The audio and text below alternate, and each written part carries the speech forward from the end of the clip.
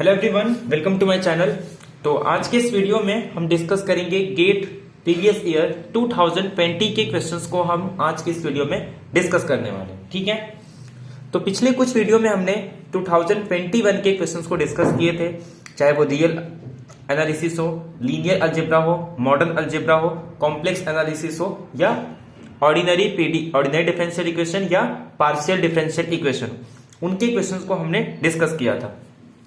तो आज के इस वीडियो में हम रियल एनालिसिस के क्वेश्चंस को डिस्कस करने वाले हैं। और कौन से ईयर के? 2020 ईयर के रियल एनालिसिस के जितने भी क्वेश्चन पूछे गए उन सारे क्वेश्चंस को हम इस वीडियो में डिस्कस करेंगे। और इस वीडियो में हम बहुत सारे इंपॉर्टेंट प्रॉपर्टी डिस्कस करेंगे जिससे रिलेटेड क्वेश्चंस आपको गेट में देखने को मिलेंगे। और किसी भी क्वेश्चन से जितने भी रिलेटेड प्रॉपर्टी जो भी यूज हो रहा है उसको हम डिटेल में डिस्कस करने वाले। तो प्लीज इस वीडियो को पूरा स्टार्टिंग से एंड तक देखें, काफी इंपॉर्टेंट होने वाला है आपके पेपर के लिए, क्योंकि आखिरी समय में कुछ इस 1 वीक में हम काफी इंपॉर्टेंट वो क्वेश्चन डिस्कस करेंगे जिससे रिलेटेड लगातार क्वेश्चन आ रहे हैं। ठीक है, क्योंकि प्रीवियस ईयर के क्वेश्चन आपका काफी इंपॉर्टेंट रोल प्ले करते हैं किसी भी एग्जाम के लिए। अगर आप एग्जाम के पहले प्रीवियस ईयर के क्वेश्चंस को सॉल्व करते हो तो ये आपके लिए काफी यूजफुल होता है। ठीक है, तो एक एक करके हम क्वेश्चंस को डिस्कस करना स्टार्ट करते हैं। ठीक है, तो क्वेश्चन नंबर 1 की बात करते हैं। ठीक हो, पहला क्वेश्चन नंबर 1 सीक्वेंस है, बट यहां पे ये भले सीक्वेंस का क्वेश्चन हो बट इसमें हम काफी प्रॉपर्टी डिस्कस करने वाले। ठीक है, तो यहां पे देखो, सिंपल आपको एक सीक्वेंस दिया है बट सीधे सीधे सीक्वेंस नहीं दिया, वो इंटीग्रेशन के टर्म्स में दे दिया है। अब ये सीक्वेंस एक इंटीग्रेशन के टर्म्स में देके हमसे ये पूछ रहा है कि ये जो सीक्वेंस है ये कन्वर्जेंट है या नहीं। इसकी सीरीज के बारे में पूछ रहा है, वो कन्वर्जेंट है या नहीं, या फिर दोनों डाइवर्जेंट है, या फिर सीक्वेंस तो कन्वर्जेंट है बट सीरीज डाइवर्जेंट है। और लास्ट में कह रहा है कि सीक्वेंस के लिमिट 2/e होगी। तो कौन सा ऑप्शन इसमें से करेक्ट है? और गेट का क्वेश्चन है, सिंगल चॉइस का है, इसमें 2 आंसर या 3 आंसर करेक्ट नहीं होंगे, कोई एक ही आंसर इसमें से करेक्ट होने वाला है। ठीक है, तो स्टार्ट करते क्वेश्चंस को डिस्कस करना। अब क्वेश्चंस को डिस्कस करने से पहले हम कुछ इंपॉर्टेंट प्रॉपर्टी डिस्कस कर लेते हैं। किसका? Gamma function and beta function का। ठीक है, 2 इंपॉर्टेंट फंक्शन होते हैं हमारे पास, एक होता है गामा फंक्शन और एक होता है बीटा फंक्शन। तो हम बीटा फंक्शन को यहां पे नहीं डिस्कस करने वाले, तो जिस प्रॉपर्टी का हमें यूज करना है वो है गामा फंक्शन। तो हम गामा फंक्शन और गामा फंक्शन के प्रॉपर्टी को इस वीडियो में डिस्कस कर लेते हैं। ठीक है, अब देखो, गामा फंक्शन को डिनोट किया जाता है गामा ऑफ जेड से। ठीक है, और इसका जो फॉर्मूला होता है वो होता है 0 to infinity e⁻t t⁻2 z-1 dt। ठीक है, ये इस तरीके से गामा फंक्शन को डिफाइन किया जाता है। अब ये तो हो गया डेफिनेशन की बात, बट इंपॉर्टेंट होती इससे रिलेटेड प्रॉपर्टी, क्योंकि गामा फंक्शन कुछ ऐसे कॉम्प्लिकेटेड इंटीग्रेशन होते हैं जिनको हम इसके हेल्प से सॉल्व करते हैं। इसके अलावा जब हम लैप्लास ट्रांसफॉर्म डिस्कस करते हैं तो लैप्लास ट्रांसफॉर्म में काफी इंपॉर्टेंट रोल प्ले करता है क्या? Gamma function. ठीक है, तो ये तो हो गया हमारे पास डेफिनेशन। अब इसी को हम सब्सटीट्यूशन पुट करके, जैसे टी को मैं अगर पुट कर दूं u², एक नया वेरिएबल, ठीक है, तो हम लोग इसको कन्वर्ट कर सकते हैं। Gamma of Z is equal to 2 times 0 to infinity e⁻t² t⁻2z-1 dt। ठीक है, एक तो आपको ये याद रखना है। इसके अलावा देखो, हम क्या कर सकते हैं, गामा ऑफ z+1 को आप इसको सॉल्व करोगे तो आपको ये पता चलेगा ये इक्वल आ जाता है z into gamma of z के। इसके अलावा सपोज अगर z+1 को अगर मैं n+1 से रिप्लेस कर दूं तो ये आ जाएगा n into gamma of n। फिर मैं इसको लिख सकता हूं n into n-1 gamma of n-1। तो इस तरीके से ये आ जाता है हमारे पास n फैक्टोरियल। तो gamma of n+1 is equal to n factorial. और n फैक्टोरियल को हम इस तरीके से भी डिफाइन कर सकते हैं कि 0 to infinity e⁻t t⁻n dt। तो ये एक पॉइंट आपको और पता चल गया। इसके अलावा कुछ इंपॉर्टेंट, जैसे गामा ऑफ 1 अगर आपसे कोई पूछे तो आपको बताना है इसका आंसर 1 होगा। अगर आपसे कोई पूछे गामा ऑफ हाफ कितना होता है तो ये आपको याद रखना है कि बहुत इंपॉर्टेंट है कि गामा ऑफ हाफ की वैल्यू होती है √π। अगर सपोज किसी ने पूछ लिया गामा ऑफ 3/2 कितना होगा, तो गामा ऑफ 3/2 क्या होता है, इसको मैं कैसे लिख सकता हूं, इस प्रॉपर्टी का अगर मैं यूज करूं तो मैं इसको लिख सकता हूं गामा ऑफ हाफ प्लस 1, तो ये क्या आ जाएगा half into gamma of half, और गामा ऑफ हाफ कितना होता है रूट पाई, तो इसको मैं लिख सकता हूं रूट पाई बाय 2। तो आई होप आपको ये सारी प्रॉपर्टी समझ में आ गई होगी, इसमें आपको कोई दिक्कत नहीं, आप नोट डाउन भी इन सारे प्रॉपर्टीज को कर सकते हैं वीडियो पॉज करके, ठीक है। तो मैं इसको रब कर देता हूं, तो यहां तक आई होप आपको कोई दिक्कत नहीं होगी, ये सिंपल प्रॉपर्टी है। अब इस क्वेश्चन में जो हमको पूछा गया है उसमें इसको यूज करने आना चाहिए बस। अब देखो हमें दिया क्या गया है कि un एक सीक्वेंस है जिसको डिफाइन किया गया है 1 to n e⁻t² dt।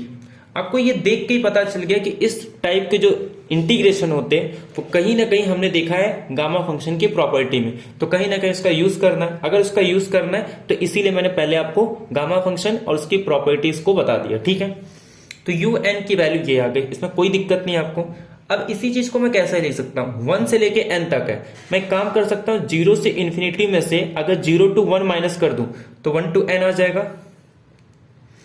मैं क्या करता हूं 0 to इन्फिनिटी या फिर 0 to n e⁻t² dt में से मैं क्या लिख सकता हूं उसको 0 to 1 e⁻t² dt ऐसे लिख सकता हूं। आई होप आपको कोई दिक्कत नहीं होगी इसमें कि 0 से n तक में से 0 से 1 माइनस कर दूं तो ये मिल जाएगा।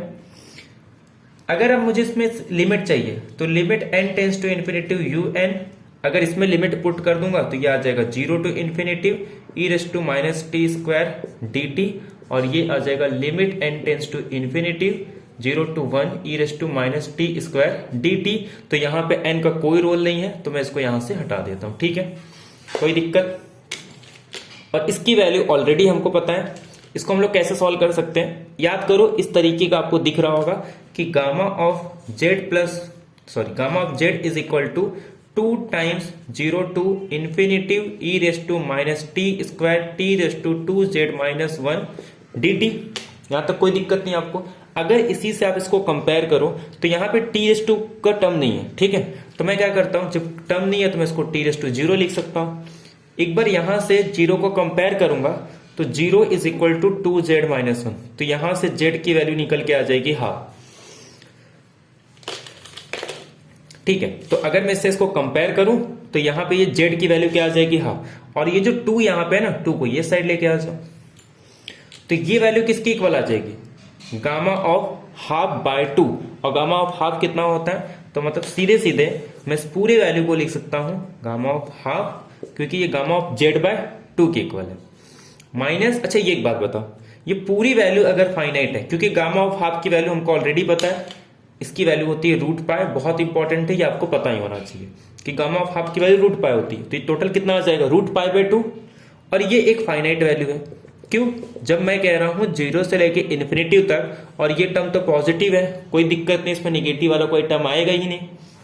अगर यहां से लेके यहां तक 0 से इन्फिनिटी तक अगर ये आंसर आ रहा है, तो अगर मैं इसमें से कुछ पार्ट ले लूं 0 से 1 तो ये तो उससे कम ही आने वाला है, और इक्वल तो आएगा नहीं। तो इसका मतलब ये भी एक फाइनाइट वैल्यू आएगी, और finite value but not converse to 0, मतलब फाइनाइट था बट 0 नहीं है। अगर ये 0 नहीं है तो इसका मतलब अगर मैं सीरीज डिफाइन करूं तो ये तो कभी कन्वर्जेंट हो ही नहीं सकता, क्योंकि अगर सीरीज कन्वर्जेंट है तो sequence must be converges to 0, that means series तो कन्वर्जेंट नहीं है। अगर सीरीज कन्वर्जेंट नहीं है, सीक्वेंस कन्वर्जेंट है, दैट मीन्स हमारा थर्ड ऑप्शन करेक्ट हो जाएगा, जो ये कह रहा था कि सीक्वेंस तो कन्वर्जेंट है बट सीरीज कैसी है, डाइवर्जेंट है। आई होप आपको इस क्वेश्चन में कोई दिक्कत नहीं होगी, सीधे सीधे समझ में आ गया। आपको यहां पे कुछ और प्रॉपर्टी भी पता चल गई, जैसे गामा फंक्शन क्या होती है, गामा फंक्शन की डेफिनेशन क्या है, उससे रिलेटेड इंपॉर्टेंट प्रॉपर्टीज क्या है, वो सारी चीजें पता चल गई। बीटा फंक्शन का जैसे अगर कोई क्वेश्चन रिलेटेड आता है तो हम बीटा फंक्शन की प्रॉपर्टी को डिस्कस कर लेंगे, ठीक है, क्योंकि अगर उसको भी यहां कवर करेंगे तो वीडियो काफी लंबी बन जाएगी। अच्छा, इससे एक पॉइंट ये भी क्लियर हो गया कि अगर गेट का क्वेश्चन है तो एक से ज्यादा ऑप्शन तो वैसे भी करेक्ट नहीं होंगे, तो इसका लिमिट 2/e के इक्वल भी नहीं, तो सीधे सीधे सीक्वेंस कन्वर्जेंट है बट सीरीज मेरा डाइवर्जेंट हो गया। बात करते हैं क्वेश्चन नंबर सेकंड की। क्वेश्चन नंबर सेकंड क्या कह रहा है, आपको एक सेट डिफाइन किया गया है जिसमें वो सारे ट्रिपलेट है आर क्यूब के सच दैट, जिसमें x जो है -1 से 1 के बीच में जा रहा है, y आपका -1 से 1 और z भी आपका -1 से 1। आप ये कह सकते हैं क्यूब है जिसके हर एक साइड का लेंथ क्या है 2, सिंपल सी बात है। और उसको रखा इस तरीके से है कि उसका अपर पार्ट ऊपर की तरफ है और उसका जो लोअर पार्ट है वो डाउनवर्ड की तरफ है। मतलब इस तरीके से आप कुछ XYZ लिख लो, इसके कुछ पार्ट इसके ऊपर की तरफ है और कुछ पार्ट इसके नीचे की तरफ। इस तरीके से आपको एक क्यूब दिया गया और कुछ नहीं है। तो ये सेट आपको देके ये कह रहा है कि एक फील्ड डिफाइन कर रहा हूं, वेक्टर फील्ड, जो कि इस सेट से लेके R तक डिफाइन किया जा रहा है, वेयर जिसके second order partial derivative exist हो रहे हैं एंड आर कॉन्टिन्यूअस। कि इस वेक्टर फील्ड के या फिर ये जो vector valued real valued function है, इसके जो सेकेंड ऑर्डर पार्शियल डेरिवेटिव वो एग्जिस्ट भी हो रही है और साथ ही साथ कॉन्टिन्यूअस भी है। अगर मान लो फाई ये जो फंक्शन डिफाइन किया गया है, अगर ये लैप्लास इक्वेशन को सेटिस्फाई, अगर लैप्लास इक्वेशन ऑलरेडी गिवन है तब तो आपको कोई दिक्कत नहीं, लेकिन अगर नहीं भी दिया है, अगर सपोज इनकेस नहीं दिया है, तब भी आपको पता होगा कि लैप्लास ये हमारे पास डेफिनेशन होता है और इसी को हम लोग कुछ इस तरीके से भी लिखते हैं। ठीक है, ये आगे हम लोग डिस्कस करेंगे कि ये डेल ऑपरेटर क्या होता है। ठीक है, तो ये हमारे पास लैप्लास कंडीशन को सेटिस्फाई कर रहा है for every X Y Z belongs to F, या फिर for every X Y Z belongs to this set. ठीक है, तो then which of the following statements is correct, कि कौन सा फॉलोइंग स्टेटमेंट इसमें से करेक्ट होगा। कह रहा है कि एक फंक्शन डिफाइन किया है जिसको आप सिंपल ग्रेड एफ भी कह सकते, ग्रेड फाई भी कह सकते हो, क्योंकि ये हमारे पास एक ऑपरेटर है जिसको डेल ऑपरेटर कहा जाता है। और जब हम डेल ऑपरेटर को किसी भी वेक्टर फील्ड पे अप्लाई करते हैं तो उसे कहा जाता है ग्रेडियंट ऑफ फाई। ठीक है, तो ये सॉलिनॉइडल है लेकिन इरोटेशनल नहीं है। एक बार कह रहा है इरोटेशनल है लेकिन सॉलिनॉइडल नहीं है। ठीक है, और थर्ड ऑप्शन में कह रहा है कि बोथ सॉलिनॉइडल इरोटेशनल, फोर्थ ऑप्शन लिखा नहीं है। ठीक है, तो देखते हैं इसमें से क्या होगा। पहले तो हम डिस्कस करते हैं कि डेल ऑपरेटर क्या होता है, ग्रेडियंट ऑफ एफ क्या होता है, डाइवर्जेंट ऑफ एफ क्या होता है, या फिर कर्ल क्या होते हैं, इरोटेशनल क्या होता है, सॉलिनॉइडल क्या होती है। ये सारी चीजें हम डिस्कस कर देते हैं। अगर मान लो आपको कोई एक वेक्टर फंक्शन गिवन है, ठीक है, कोई दिक्कत नहीं, वेक्टर फंक्शन है, सपोज अगर इस तरीके से वेक्टर फंक्शन आपको गिवन, ठीक है, f1 f2 f3, मतलब जो इमेज जो जा रहा है वो आर क्यूब होगा। ठीक है, हम लोग आर क्यूब के लिए ले लेते हैं। एक वेक्टर वैल्यूड फंक्शन दिया है, तो सबसे पहले एक इसे हम लोग कहते हैं डेल ऑपरेटर।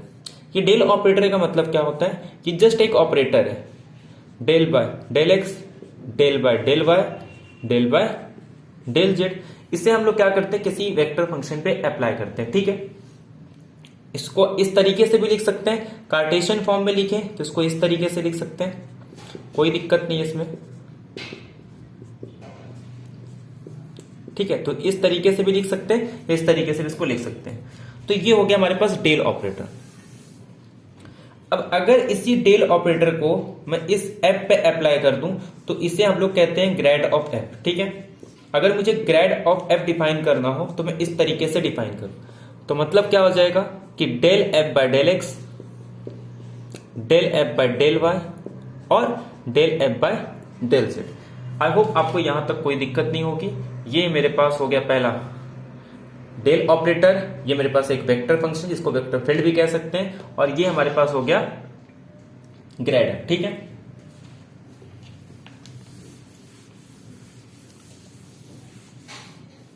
अब सुनो कुछ इंपॉर्टेंट डेफिनेशन और उससे रिलेटेड कुछ प्रॉपर्टीज हैं। जैसे ग्रेड एफ आपको समझ में आ गया। एक कॉन्सेप्ट होता है डाइवर्जेंस का, बहुत इंपॉर्टेंट है खास करके फिजिक्स में, और जब हम लोग मल्टी वेरिएबल डिस्कस करते हैं, वेक्टर कैलकुलस बहुत इंपॉर्टेंट है। डाइवर्जेंस होता क्या है, कुछ नहीं है। अगर मान लो कोई एक यूनिट एरिया ले लूं या फिर यूनिट वॉल्यूम ले लूं, इसमें से अगर कोई मान लो इलेक्ट्रिक फील्ड है या कोई भी वेक्टर फील्ड है, इसमें से कितने पास हो रहे हैं, अगर मैं यूनिट एरिया ले लूं या फिर कितने रेट से इसमें से कोई फील्ड पास होगी, उसके रेट को हम लोग क्या बोलते हैं, डाइवर्जेंस। ठीक है, जस्ट इसका मीनिंग। इसमें दो कॉन्सेप्ट आ जाता है। दोनों एक ही कॉन्सेप्ट लेते हैं, ठीक है। सोलेनोइडल किसको कहते हैं? अगर किसी फंक्शन का डाइवर्जेंस अगर जीरो आ जाए तो हम लोग कहते हैं वो सोलेनोइडल होता है, ठीक है। ये एक कॉन्सेप्ट आपको समझ में। अब डाइवर्जेंट एफ क्या होता है, तो पहले तो हम लोग ये समझ लेते हैं कि हमने ग्रेड एफ समझ लिया, अब डाइवर्जेंस समझ लेते हैं। अगर एफ आपको, अगर सपोज जैसे कोई वेक्टर फील्ड गिवन हो, आप क्या करो, इस ग्रेड एफ का इस एफ के साथ डॉट प्रोडक्ट या इनर प्रोडक्ट, या फिर सिंपल इसको यहां पे डॉट प्रोडक्ट ही कहेंगे। इनर प्रोडक्ट काफी इन जनरल हो जाता है, हम लोग डॉट प्रोडक्ट यूज करेंगे। अब ये क्या है मेरे पास, del by del X, del by del Y और del by del Z.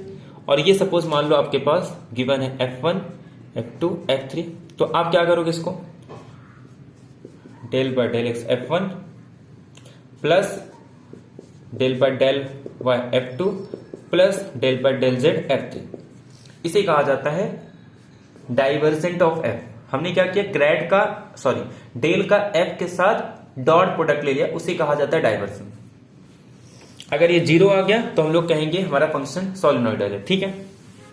Next concept आता है कर्ल। ये क्या होता है, कोई भी फील्ड हो जहां पे भी ऐसे घूमने वाली प्रॉपर्टी आ जाती है, कोई भी चीज कितना मुड़ सकता है, कितना घूम सकता है, ठीक है, उसकी घूमने वाली प्रॉपर्टी को हम कहते हैं कर्ल। कोई चीज कितना ऐसे मतलब बोलते हैं इसके अंदर कितनी घुमाव है, उसको हम लोग कहते हैं कर्ल। अगर ये जीरो आ गया तो मतलब वो इरोटेशनल है। किसी फंक्शन का कर्ल जीरो आ गया मतलब वो इरोटेशनल है, उसके अंदर रोटेशनल वाली प्रॉपर्टी है ही नहीं, ठीक है। तो वहां पे हम लोग डॉट प्रोडक्ट ले रहे थे, यहां पे सेम इसी डेल का क्रॉस प्रोडक्ट ले लो एफ के साथ, मतलब I J K del by del X, del by del Y, del by del Z, और यहां पे F1, F2, F3। आप इसको सॉल्व कर लो, जो भी आंसर आएगा वो हमारे पास कर्ल ऑफ एफ आएगा। और एक पॉइंट, जब हम डाइवर्जेंट एफ लेते हैं वो एक स्केलर प्रॉपर्टी है, जबकि कर्ल जो ये आएगा क्रॉस प्रोडक्ट, ये एक वेक्टर क्वांटिटी है, ठीक है। आई होप आपको यहां तक कोई दिक्कत नहीं। अब मुद्दा ये है, आपको डेफिनेशन ही पता चल गया सोलेनोइडल क्या होता है और इरोटेशनल क्या होता है। रोटेशनल नहीं पूछते, इरोटेशनल पूछते हैं। जब कर्ल जीरो हो तो इरोटेशनल, जब डाइवर्जेंट एफ जीरो हो तो सोलेनोइडल। आई होप आपको यहां तक कोई दिक्कत नहीं है, ठीक है। अब बात करते हैं नेक्स्ट क्वेश्चन। कुछ प्रॉपर्टी हम डिस्कस कर लेते हैं। तो इसमें देखो बहुत सारी प्रॉपर्टी है, बट उन सारे प्रॉपर्टीज में से कुछ इंपॉर्टेंट प्रॉपर्टी जो हमारे काम में आती वो हम डिस्कस कर देते हैं, ठीक है। तो देखो एक प्रॉपर्टी तो आपको ये याद रखना है कि जैसे डाइवर्जेंट ऑफ ग्रेड क्या होता है। अब देखो डाइवर्जेंट मतलब डॉट प्रोडक्ट लेना है, ग्रेड मतलब किसी फंक्शन का जब हम ग्रेड लेते हैं और मुझे क्या करना है, उसका डाइवर्जेंट लेना है, तो मैं ये जो वैल्यू आती है ये किसके इक्वल आ जाता है, डेल स्क्वायर एफ के। और ये क्या है हमारे पास, लैप्लास एफ है, ठीक है। सेकेंड, एक होता है कर्ल ग्रेड की,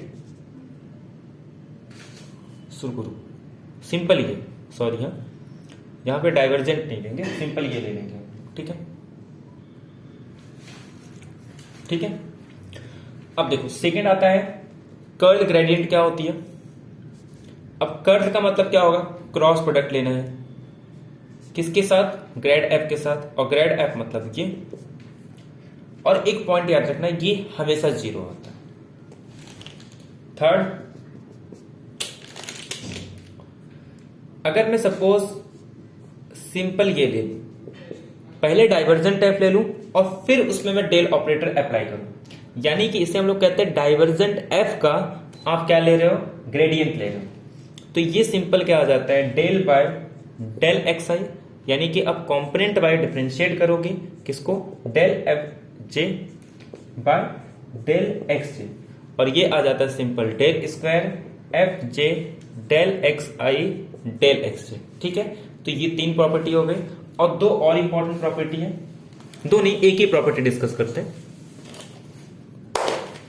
कि जब भी आपको क्या लेना हो, इसको हम लोग सिंपल क्या कह सकते हैं, डाइवर्जेंट, और किसका लेना है, कर्ल का। तो डाइवर्जेंट लेना है किसका, कर्ल का, तो ये भी आपका जीरो होता है। तो ये कुछ प्रॉपर्टी है जो आपको यूजफुल होने वाला है इस एग्जाम्पल में, तो हम लोग इसका यूज करेंगे। तो ये प्रॉपर्टी आपको नोट डाउन करना है। अब ध्यान दो, क्वेश्चन में आपको गिवन क्या है कि आपको ये बताना है कि ये जो दिया है ये सोलिनोइडल है या इरोटेशनल है। अब एक बात बताओ, सोलिनोइडल कब होगा ये? अगर इसको सोलिनोइडल होना है तो इसका जब मैं डाइवर्जेंट लूंगा, डाइवर्जेंट मतलब ये, और ये किसके इक्वल आ गया था? हमने देखा था ये तो इसके इक्वल आ गया था, ये इसके इक्वल आ गया, मतलब ये इसके इक्वल आ गया, और ये तो हमारे पास जीरो की बन है, तो सीधे सीधे ये जीरो आ गया, और जब ये जीरो आ गया तो ये सोलिनोइडल आ गया। तो देयरफॉर सोलिनोइडल तो है। तो जिस ऑप्शन में भी सोलिनोइडल नहीं होगा वो ऑप्शन आपका एलिमिनेट हो गया। ठीक है, अब फोर्थ ऑप्शन देख सकते हो। फोर्थ ऑप्शन क्या है? प्रीवियस ईयर के क्वेश्चन आपको इजीली मिल जाएंगे। ठीक है, तो थर्ड ऑप्शन में कह रहा है सोलिनोइडल, तो जिस ऑप्शन में भी ये कह रहा है कि सोलिनोइडल नहीं होगा वो ऑप्शन आपका सीधे सीधे डिलीट हो जाएगा। ठीक है, अब नेक्स्ट बात करते हैं कि उसके कर्ल के बारे में। तो उसके लिए अपने को क्या करना होता है कि हम लोग ले लेंगे क्रॉस, ये इसके बात करते हैं। अच्छा एक बात बताओ, ये अब भी हम लोगों ने डिस्कस किया, ये तो हर केस में जीरो आता है, इसमें तो लैप्लास की कोई जरूरत नहीं है, ये तो इन जनरल जीरो होता है। तो जो चीज इन जनरल जीरो होता है तो सीधे सीधे ये इरोटेशनल भी हो गया। मतलब अब कोई भी एग्जांपल ले लो, उसमें तो ऐसा कुछ दिया नहीं है, बट इस इन जनरल ये जीरो आ रहा है, मतलब लैप्लास से हमारा पहला वाला उससे सोलिनोइडल हो गया, और ये तो डायरेक्टली हमारे पास क्या आ रहा है? इरोटेशनल आ रहा है। तो देयरफॉर ये जो हमारे पास grade f, grade five given है, ये इरोटेशनल भी है और साथ ही साथ सोलिनोइडल भी है। तो हमारा सी ऑप्शन करेक्ट हो जाएगा। तो अगर प्रॉपर्टीज आपको पता थी तो ये क्वेश्चन को आप इजीली कर सकते हो। तो जो थर्ड ऑप्शन है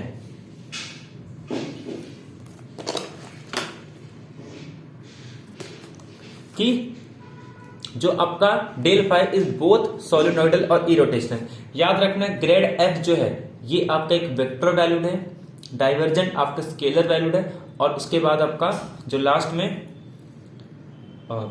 कर्ल है वो एक क्या है? वेक्टर है। तो vector, scalar vector, vector quantity, scalar quantity और वेक्टर क्वांटिटी। और आपको ग्रेड एफ का डेफिनेशन तो पता ही होगा। आप एक लेवल सरफेस ले लो, उसके पॉइंट पे जो भी टेंजेंट को जो नॉर्मल होता है उसी को हम लोग क्या कहते हैं? ग्रेड एफ कहते हैं। ठीक है, ये सब चीजें आपको पता होगी। ये सबसे सिंपल, सबसे फेवरेट क्वेश्चन नेट का। ऐसे क्वेश्चन जनरली किसी के रॉन्ग नहीं होते और सबका राइट होता है।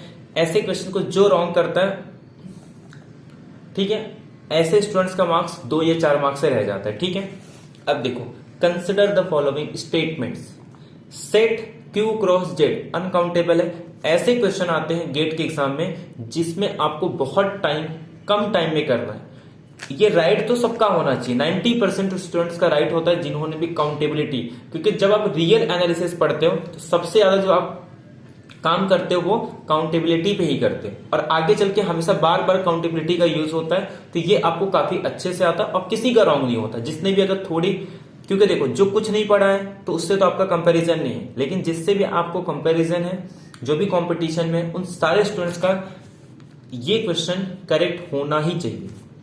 अब समझ लेते हैं क्वेश्चन है क्या। This set Q cross Z, हमें पता है कार्टेशियन प्रोडक्ट में ये काउंटेबल, तो उनका कार्टेशियन प्रोडक्ट काउंटेबल होना चाहिए। क्यू काउंटेबल, जेड काउंटेबल, उनका कार्टेशियन प्रोडक्ट काउंटेबल, जबकि ये अनकाउंटेबल कह रहा है। तो पहला स्टेटमेंट रॉन्ग। सेकेंड स्टेटमेंट कह रहा है कि इसके अंदर वो सारे फंक्शन ले लिए जाए जो कि फंक्शन नेचुरल नंबर से लेके एक सेट है जिसके पास 2 एलिमेंट है, 0 1। स्टैंडर्ड है कि इसमें हम लोग क्या कहते हैं कि अगर कभी भी आपको फंक्शन, कितने नंबर ऑफ फंक्शन, उसकी कोऑर्डिनेट निकालनी है तो codomain raise to domain. Codomain के पास कितने एलिमेंट है? टू द पावर डोमेन के पास कितने एलिमेंट? कोडोमेन के पास कितने? 2। डोमेन के पास कितने? अलिफ नॉट, और 2 रेस टू अलिफ नॉट इज नथिंग बट सी, यानी कि अनकाउंटेबल, और ये कह रहा है अनकाउंटेबल। तो सेकेंड स्टेटमेंट करेक्ट हो गया। थर्ड में कह रहा है सेट रूट पी, मैंने बहुत बार वार्न किया है, इरेशनल नंबर देख के कभी भी अनकाउंटेबल मत बताना। इसके अंदर एलिमेंट क्या है? Prime number. प्राइम को सिर्फ एक टोपी लगा दिया, यानी कि रूट लगा दिया, तो उसके रूट लगाने से वो चेंज नहीं हो जाता।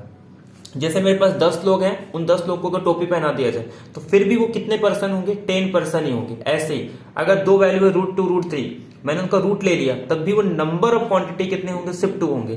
तो प्राइम नंबर कितने हैं, काउंटेबल। तो अगर उनका रूट भी ले लूं तब भी कितने होंगे, काउंटेबल। तो देयरफॉर ये क्या काउंटेबल है। अच्छा, इसमें दिया क्या है, ठीक है चेक करते बाद में। एक्चुअली मेरे ख्याल से ये भी अनकाउंटेबल दिया, ठीक है। और लास्ट में देखो कह रहा है कि फॉर एनी इनफाइनाइट सेट, आपको कोई भी इनफाइनाइट सेट दे दिया जाए तो there exist a bijection between from this set to one of its proper subset. ये समझो, ये भी मैंने आपको काफी अच्छे से बताया है। अगर दो सेट है, इसके बीच में एक फंक्शन डिफाइन करूं, ठीक है, तो जब भी ये छोटा, ठीक है, तो फंक्शन 1 1, जब भी ये छोटा तो फंक्शन ऑन टू। अगर ये स्मॉल है तो हमेशा एक 1 1 फंक्शन होता है, अगर ये स्मॉल है तो हमेशा ऑन टू फंक्शन होता है। क्या कह रहा है, ध्यान से सुनना कि फॉर एनी इनफाइनाइट सेट, कोई भी इनफाइनाइट सेट ले लूं तो there exist a bijection between from the set to one of its proper subset. अगर इसका प्रॉपर सबसेट लूं तो या तो ये इससे कम ही आएगा, तो हमेशा ये सेट छोटा है। क्या कह रहा है, for any infinite set there exist a bijection between from the set to one of its proper subset. अच्छा, इसमें बाइजेक्शन बोला, बाइजेक्शन मतलब 1 1 एंड ऑन टू, ठीक है। तो ये तो मैंने आपको बताया कि डेफिनेशन ही होता है कि अगर कोई भी इनफाइनाइट सेट है, सॉरी मैं कुछ और सोच रहा था यहाँ पे, इसे बाइजेक्शन बोला ना। बाइजेक्शन का मतलब क्या होता है, 1 1 एंड ऑन टू। एक्चुअली पता है आपको इनफाइनाइट सेट का डेफिनेशन क्या होता है। एक्चुअली मैंने इसको पूरा प्रूफ करके बताया था कि अगर कोई भी इनफाइनाइट सेट है, उसकी डेफिनेशन ही होती है कि एक कम से कम एक प्रॉपर सबसेट मिल जाएगा जिसके साथ वो बाइजेक्शन होता है, ठीक है। एक फाइनाइट सेट और एक इनफाइनाइट सेट का अगर कोई पूछे दोनों में डिफरेंस क्या है, तो यही एक इंपॉर्टेंट डिफरेंस है। जब हम काउंटेबिलिटी के टर्म्स में देखें तो एक फाइनाइट सेट और इनफाइनाइट सेट में एक खासियत होती है कि फाइनाइट सेट कभी भी अपने प्रॉपर सबसेट के साथ 1 1 ऑन टू मैप नहीं डिफाइन करता, जबकि इनफाइनाइट सेट की प्रॉपर्टी है कि वो अपने किसी प्रॉपर सबसेट के साथ क्या होता है, बाइजेक्शन मैप डिफाइन करता है, ठीक है। तो सीधे सीधे फोर्थ तो मेरा करेक्ट आ जाएगा, बाय डेफिनेशन ही हो। तो मेरा कौन कौन सा स्टेटमेंट करेक्ट हो गया। पहला स्टेटमेंट अनकाउंटेबल कह रहा था बट है काउंटेबल, तो पहला स्टेटमेंट रॉन्ग। सेकेंड कह रहा है कि अनकाउंटेबल है फंक्शन वाला, तो करेक्ट है। थर्ड कह रहा है उसमें शायद अनकाउंटेबल है, तो रॉन्ग। फोर्थ कह रहा है कि फॉर एनी, तो ये भी करेक्ट है। तो सेकेंड और फोर्थ जिसमें रहेगा वो ऑप्शन मेरा करेक्ट आ जाएगा, ठीक है। तो चेक कर लेते कौन सा ऑप्शन है ये। फर्स्ट में कह रहा है कि 1 एंड 4, तो रॉन्ग, क्योंकि 1 मेरा करेक्ट नहीं है। करेक्ट स्टेटमेंट सिर्फ सेकेंड और फोर्थ है, तो बी ऑप्शन करेक्ट हो जाएगा। एक बार चेक कर लेना, अगर थर्ड में अनकाउंटेबल दिया है तब तो आपका बी ऑप्शन करेक्ट है। हाँ वही होगा, क्योंकि बाकी किसी में तो 1 3 4 है नहीं, तो इसका मतलब ये अनकाउंटेबल दिया है, ठीक है। एक बार चेक कर लेना। अब देखो क्वेश्चन नंबर 29 हमने लास्ट लेक्चर में भी किया था, जब हम कर रहे थे कि लोकल मैक्सिमा कैसे निकालते हैं, लोकल मिनिमा कैसे निकालते हैं, सैडल पॉइंट क्या होता है। तो ये सारी चीजें हम डिस्कस कर चुके हैं, तो फिर से डिस्कस करते हैं। इसमें इंपॉर्टेंट क्या है, 3 केसेस आते थे जो हम निकालते थे ना, RT माइनस S²। अगर वो पॉजिटिव आ गया तब तो मैक्सिमा मिनिमा होता है, निगेटिव आ गया तो सैडल पॉइंट, लेकिन अगर 0 आ गया तो दिक्कत आ जाती थी। तो हम लोग क्या करते थे, वहां पे फिर कुछ और टेक्निक यूज करके हम लोग उसको चेक करते थे कि मैक्सिमा होगा, मिनिमा होगा, या फिर से अगेन सैडल पॉइंट आएगा। उसमें हम लोग क्या करते हैं, एक प्रॉपर्टी यूज करते हैं, वो हम लोग डिस्कस कर देंगे, ठीक है। अब देखो कुछ नहीं है, एक फंक्शन दिया है और यही पूछ रहा है कि इसके पास लोकल मैक्सिमा होगा ओरिजिन पे, लोकल मिनिमा होगा ओरिजिन पे, ओरिजिन इसका क्रिटिकल पॉइंट है ही नहीं, और एक बार कह रहा है कि ओरिजिन इसका सैडल पॉइंट है। तो इसमें से क्या है, और इससे ये भी क्लियर हो गया कि जो हम पुट करते हैं नेसेसरी कंडीशन कि fx और fy 0 आएगा, तो उसी पॉइंट पे वहां से हमको पॉइंट मिलती है जो हमारे पास क्या होता है, इसका एक्सट्रीमम या मिनिमम डिसाइड करते हैं। बट ये ऑलरेडी कह रहा है कि ओरिजिन पे बात कर रहे हैं, तो हमें रूट निकालने में भी कोई दिक्कत नहीं आएगी, क्योंकि आप देख सकते हो ये x⁻⁶ है, मतलब इसका रूट निकालने में काफी दिक्कत आएगी, इसीलिए वो इन जनरल नहीं पूछा है बल्कि ओरिजिन पे ही पूछा है, ठीक है। तो मैंने आपको कहा था कि जब भी अगर आपको सैडल पॉइंट वाले क्वेश्चन आ जाए मैक्सिमा मिनिमा के, तो आप सीधे सीधे क्या करोगे, सबसे पहले आपको जो f की मैंने वो लिख दो, X raise to 6 minus 2x² y minus X raise to 4y plus 2y²। अब सीधे सीधे क्या करो, सबसे पहले इसका fx, fy, fxx, fyy और fxy और उसके बाद फिर it माइनस s², ये निकाल लो। ठीक है, चलो एक एक करके निकाल लेते फटाफट। fx की बात करूं तो ये आ जाएगा 6x raise to 5 minus 4xy minus 4x³ ठीक है, यहां से आप देख सकते हो x कॉमन आ जाएगा तो ये आ जाएगा 6x race to 4 minus 4y minus 4x²y। तो यहां से आपको ये क्लियर हो गया कि एक x अगर मैं 0 पुट करूंगा तो यहां से आपको x इज इक्वल टू 0 मिल जाएगा। ठीक है, कोई दिक्कत नहीं आता। y के रिस्पेक्ट में करेंगे तो ये minus 2x² minus x raise to 4 plus 4y। ठीक है, जब x को 0 पुट कर दूंगा, इस मतलब fy को 0 पुट कर दूंगा और x 0 है तो यहां से इंप्लाई कि y भी 0 आ जाएगा, मतलब 0 0 इसका क्रिटिकल पॉइंट है, इसमें कोई दिक्कत नहीं। fxx अगर निकालना है तो इसी को फिर से कर दूंगा तो ये आ जाएगा 30x raise to 4 minus 4y minus 4 3 12x²y। fyy की अगर मैं बात करूं तो ये आ जाएगा मेरे पास 0, ये भी 0, ये सिंपल 4 आ रहा है। fxy अगर निकाल लूं तो y को x के रिस्पेक्ट में करेंगे तो ये माइनस 4x माइनस 4x³। उसके बाद क्या निकालते हैं हम लोग, it माइनस s²। इसका साइन चेक करते हैं, अगर 0 आ गया तब तो फेल हो जाता है टेस्ट, अगर पॉजिटिव आ गया तो हम कहेंगे कि मैक्सिमा मिनिमा, जो कि डिपेंड करता है इसके साइन पे, a के साइन पे, इसको a भी कहा जाता है बट उसको मत ध्यान दो। सिर्फ fx पॉजिटिव आया तो मिनिमा, अगर fx निगेटिव आया तो मैक्सिमा, पॉजिटिव आया तो मिनिमा। ठीक है, it माइनस s² निकालना है। r किसको बोलते हैं, fxx को। तो जब मैं इसमें 0 पुट करूंगा क्रिटिकल पॉइंट पे तो ये क्या आ जाएगा 0, तो ये पूरा टर्म 0 हो गया।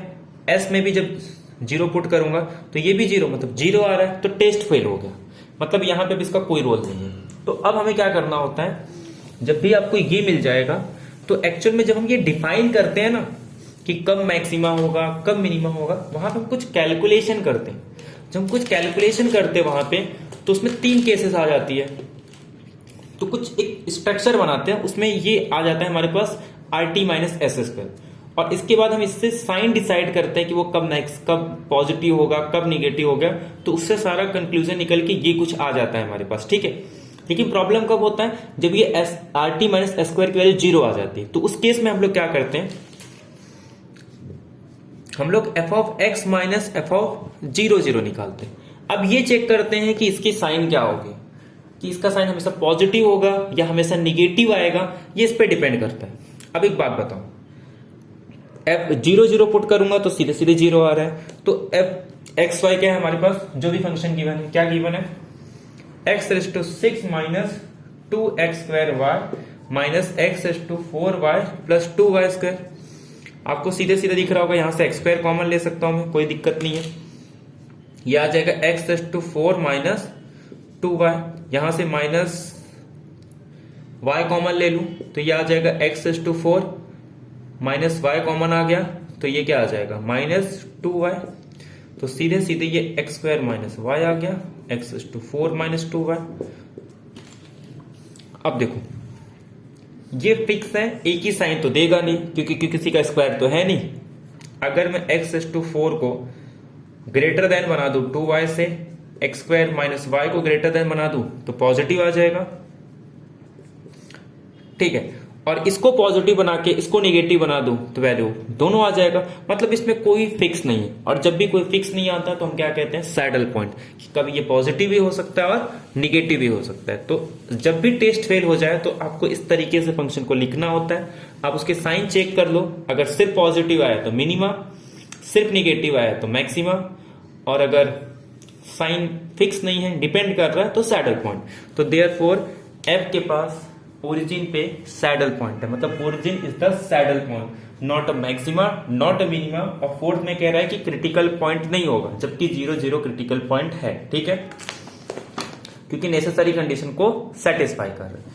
तो तो पहला ऑप्शन भी रॉन्ग है, लोकल मैक्सिमा भी नहीं है ओरिजिन पे, लोकल मिनिमा भी नहीं है ओरिजिन पे, तो F has a saddle point है ओरिजिन पे और ओरिजिन उसका क्रिटिकल पॉइंट है। क्वेश्चन नंबर 30 की बात करते हैं। ये सबसे सिंपल क्वेश्चन है, ये आप लोग कर सकते हैं सीधे सीधे। ये n फैक्टोरियल है, अगर इसको सॉल्व करोगे 2n-1 फैक्टोरियल, या फिर आप इसको रेशियो टेस्ट से भी कर सकते हो। तो इसमें मैं टाइम वेस्ट नहीं करूंगा और इसको बहुत बार करा भी चुका हूं मैं सीक्वेंस में। तो इसकी वैल्यू क्या आ जाएगी 0। बाकी आप इसको रेशियो टेस्ट से भी कर सकते हो, सीधे सीधे पता चल रहा है ये 0 आएगा। नेक्स्ट क्वेश्चन देखो, इसमें क्या कह रहा है देखो, F be any polynomial function. जब भी आपको ऐसा कह देना कि कोई भी पॉलिनोमियल फंक्शन, तो अपने अकॉर्डिंग सबसे सिंपल एग्जांपल लो और देखो उससे कुछ एलिमिनेट हो रहा है या कुछ मिल रहा है कि नहीं।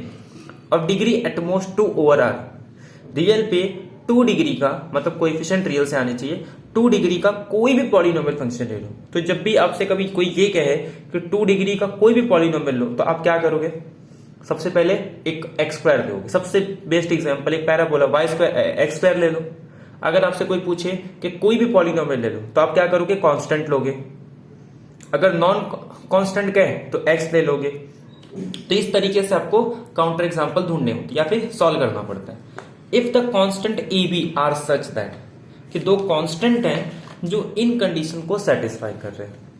अब कुछ नहीं कहा है और सीधे कह रहा है कि 4a+3b की वैल्यू क्या होगी। एक बात बताओ, पॉलिनोमियल के बारे में सिर्फ इतना कहा है कि आप कोई भी पॉलिनोमियल ले लो, बट ध्यान रखना वो 2 डिग्री का होना चाहिए, उसके कोएफिशिएंट रियल से आने चाहिए।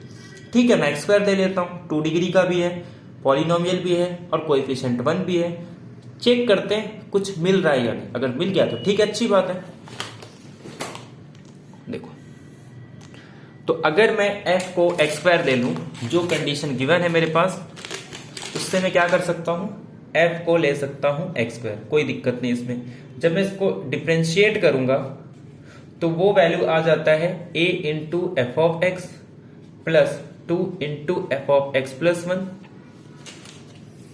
Plus b into F of x plus 2 के इक्वल आ जाता है। देयरफॉर एक्स स्क्वायर का डेरिवेटिव किसके इक्वल आ जाएगा, 2x के इक्वल आ जाएगा।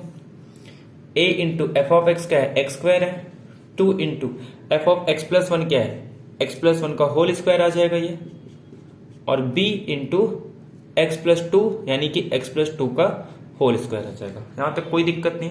अब अगर मैं कंपेयर करूं तो यहां पे सिर्फ x का कोएफिशिएंट है, बाकी एक्स स्क्वायर और कांस्टेंट टर्म तो है ही नहीं, तो उसको मैं किससे इक्वेट करूंगा, 0 से, और जो x है उनको आपस में कंपेयर कर दूंगा। ठीक है, तो 0 के साथ किसको कंपेयर करूंगा, एक्स स्क्वायर के कोएफिशिएंट को। तो एक्स स्क्वायर के कोएफिशिएंट क्या आ जाएगा, यहां से a आ जाएगा, यहां से एक्स स्क्वायर का कोएफिशिएंट 2 आ जाएगा, यहां से एक्स स्क्वायर का कोएफिशिएंट b आ जाएगा। कोई दिक्कत नहीं, इसको दे देता हूं फर्स्ट। x का कोएफिशिएंट यहां से क्या आ जाएगा, 2, यहां से x का कोएफिशिएंट कुछ नहीं है, यहां से x का कोएफिशिएंट क्या आ जाएगा, 2x और ये 2, तो यानी किससे 4 आ जाएगा। यहां से x के कोएफिशिएंट की बात करूं तो ये 2 2 जा 4, 4b। ठीक है, तो यहां से आप देख सकते हो कि इसको माइनस कर दूंगा तो 4b इज इक्वल टू -2, तो यहां से b की वैल्यू आ गई -12, b की वैल्यू यहां पुट कर दो तो 2 में से हाफ गया 3/2, यानी कि राइट साइड में लेके आएंगे तो -3/2 हो गया, खत्म। थर्ड कंडीशन की आपको जरूरत भी नहीं है, a आपको -3/2 मिल गया और b is equal to -12। But problem ये हो सकता है b के 2 वैल्यू मिल जाए, तब तो दिक्कत आ जाएगी, तब ये एग्जाम्पल भी नहीं ले सकते। देख लेते हैं, तो जो कांस्टेंट टर्म है यहाँ पे तो है नहीं कांस्टेंट टर्म, यहाँ पे 1 इंटू 2 और यहाँ पे कांस्टेंट टर्म 4b, तो b इज वहां से भी यही मिल रहा है। ठीक है, तो -1/2, मतलब कोई दिक्कत नहीं, एग्जाम्पल हम लोग ले सकते हैं। तो कहने का मतलब ये है कि यहां से a की वैल्यू आ गई -3/2 और b की वैल्यू हो गई -12, यानी कि -1.5, यानी कि -0.5। पूछा ये है कि 4a + 3b, 4a की वैल्यू -0.5, b की वैल्यू रुको उल्टा हो गया ना, a की वैल्यू क्या थी -1.5 और b की वैल्यू -0.5। तो आपको पूछा है 4a + 3b, तो 4a की वैल्यू क्या आ जाएगी, उल्टा लिख रहा हूं बार बार क्या, हाँ सही है ना, -1.5 और 3 -0.5, तो ये आ जाएगा आपका -6, ये -1.5, यानी कि -7.5। तो आपका 4a + 3b की वैल्यू कितनी आ गई, 7.5 आ गया। आई होप आपको इसमें क्वेश्चन में कोई दिक्कत नहीं होगी। ठीक है, बहुत ही अच्छा क्वेश्चन था ये। तो इसका जो आंसर आएगा, ये न्यूमेरिकल के क्वेश्चन है जिसमें आपको ऑप्शंस नहीं रहते। ठीक है, 32 क्वेश्चन, या फिर क्वेश्चन नंबर, आज का क्वेश्चन नंबर कौन सा है ये? First, second, third, fourth, fifth, sixth, seventh question. ठीक है, एल डिनोट कर रहा है the value of line integral. अच्छा, ये एक ही में है, एक्चुअल में मैंने प्लस लिख दिया था, इसके लिए यहां पे अलग से लिख दिया, बट ये एक ही इंटीग्रेशन है, दोनों एक था। Where C a circle of radius 2, C एक सर्कल है रेडियस 2 का, विथ सेंटर ओरिजिन पे है, एक्स वाई प्लेन के अंदर, is a traverse once in the anti clockwise, मतलब पॉजिटिव डायरेक्शन में रहेगा, कोई दिक्कत नहीं है। आपसे पूछ रहा है एल बाय पाई, सिंपल बात है, इस इंटीग्रेशन की वैल्यू पूछ रहा है। हमने लास्ट लेक्चर में ऑलरेडी डिस्कस किया है ग्रीन्स थ्योरम, ग्रीन्स थ्योरम भी डिस्कस कर चुके हैं, गॉस डाइवर्जेंस थ्योरम भी डिस्कस कर चुके हैं। गॉस डाइवर्जेंस थ्योरम में ट्रिपल इंटीग्रल और सरफेस इंटीग्रल का रिलेशन है, जबकि ग्रीन्स थ्योरम में लाइन इंटीग्रल और डबल इंटीग्रल का रिलेशन है। ठीक है, तो यहां पे हमसे सिंपल ये लाइन इंटीग्रल पूछ रहा है, हम इसको सॉल्व करेंगे किसका यूज करके? Double integration. जब भी हमारे पास लाइन इंटीग्रेशन फाइंड आउट करना हो, कुछ इस तरीके से, ठीक है, तो हम सीधे सीधे क्या करते हैं इसको, अरे क्या कर दिया, जब भी इसको सॉल्व करना हो हम सीधे सीधे इसको डबल इंटीग्रेशन में सॉल्व करते हैं, और डबल इंटीग्रेशन में सॉल्व करेंगे तो क्या करेंगे, इसको ये जो g है उसको x से कर देंगे और f को y से, और सीधे सीधे dx dy निकाल दें। सिर्फ कैलकुलेशन पार्ट है, कुछ नहीं करना है, जितना जल्दी सॉल्व कर सकते उतना अच्छा है। ये हमारे पास, इससे बोलते हैं ग्रीन्स थ्योरम, क्या कहते हैं इसको? ग्रीन्स थ्योरम है। ग्रीन्स थ्योरम की वजह से हम लोग इस लाइन इंटीग्रेशन को सॉल्व करेंगे। ठीक है, सीधे सीधे देख लेते हैं, यहाँ पे f की वैल्यू है 3x minus 4x square, g की वैल्यू है 4xy स्क्वायर प्लस 2y। तो हमारा जो इंटीग्रेशन, जो हम कन्वर्ट करेंगे इसको डबल इंटीग्रेशन में, और जो हमारे पास गिवन है वो एक यूनिट सर्कल है जिसका रेडियस 2 है और ओरिजिन पे इसका सेंटर है। ठीक है, और उसके बाद जब मैं g को x के रिस्पेक्ट में करूंगा तो ये आ जाएगा 4y स्क्वायर। उसके बाद जब मैं इसको g को x, इसको y के रिस्पेक्ट में करूंगा तो ये सीधे आ जाएगा minus minus plus 4x square dx dy। ये 4 कॉमन आ जाएगा, जब 4 कॉमन आ जाएगा तो double integration x square plus Y square.